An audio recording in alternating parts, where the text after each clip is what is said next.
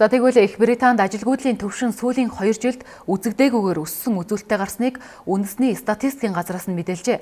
Оны эхний хагацын байдлаар 15 мянган ажилгүй хүмүүс чинээр бүртгэгдэж, ажилгүйдлийн түвшин 5.6%-аар нэмэгдсэн байна.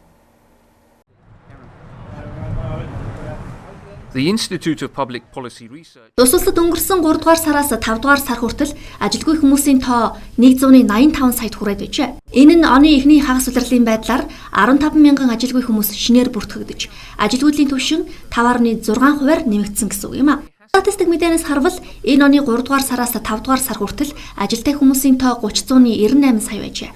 Харин энэ тоо өнгөрсөн 2013 оны 4 дугаар сараас анх удаа 3 сарын хугацаанд 67 мянгаар унсан үзүүлэлттэй гарсан байна.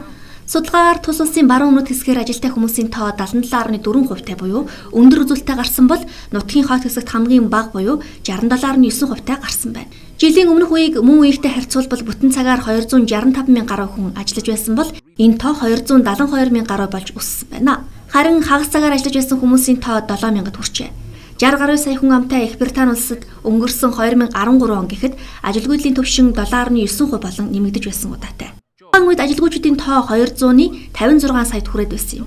Эдгээр ажилгүйчүүдийн тоо нэмэгдээд байсан ч өнгөрсөн онтой харьцуулахад 70 гаруй мянгаар буураад байсан юм байна. in the years to come. Hassan Al-Khatib, Press TV, London.